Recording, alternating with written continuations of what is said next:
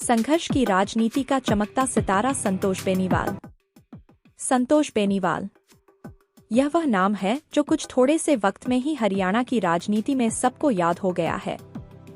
Sarpanch association Haryana की उपाध्यक्ष, किसान हित के लिए जान की बाजी लगाने वाली एक निर्भीक महिला, गांव और गरीब के अधिकार के लिए जेल जाने से भी न डरने वाली इस महिला नेत्री की पहचान आज पूरे हरियाणा में दबंग सरपंच के तौर पर मानी जाती है।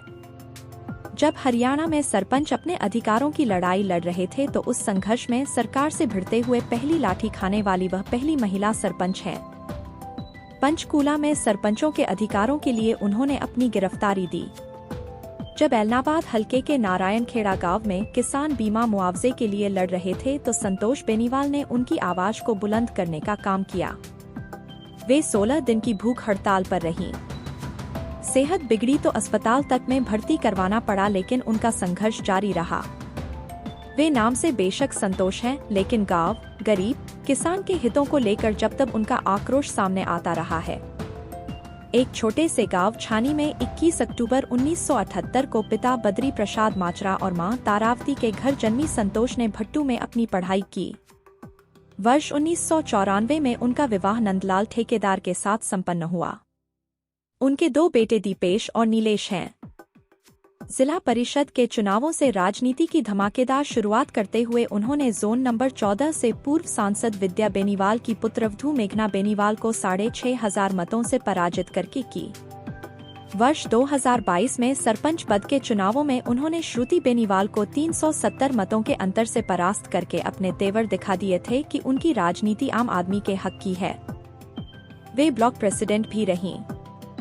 सिरसा जिला सरपंच एसोसिएशन का उन्हें अध्यक्ष बनाया गया और उनकी काबिलियत को देखते हुए हरियाणा सरपंच एसोसिएशन का उन्हें प्रदेश उपाध्यक्ष चुना गया।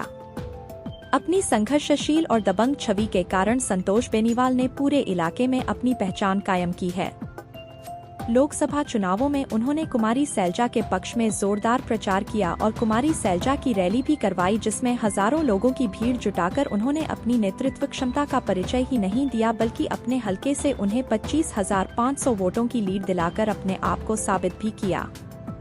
उनके बूथ से 400 वोटों की जीत हुई। संतोष बेनीवाल लोकसभा चुनावों से पहले पूर्व मुख्यमंत्री भूपेंद्र सिंह हुड्डा की रैली में हजारों वाहन लेकर पहुंची और समन्वय की राजनीति में विश्वास की अपनी सोच को दर्शाया।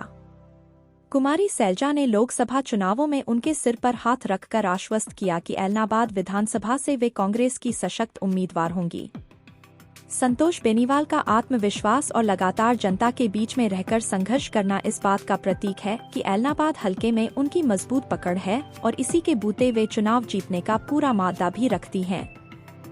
उनके बारे में कहा जा सकता है कि मीरा की अमर भक्ति जहर से मर नहीं सकती, झांसी वाली रानी है किसी से डर नहीं सकती।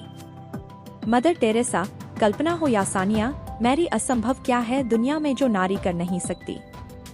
उनके दृढ़ संकल्पित प्रयासों को देखकर एक लेखक की पंक्तियां याद आती हैं, जिन्होंने कहा था, आप अपने फर्ज से मुख मोड़ सकते हैं, लेकिन एक स्त्री अपने फर्ज को कभी अधूरा नहीं छोड़ती।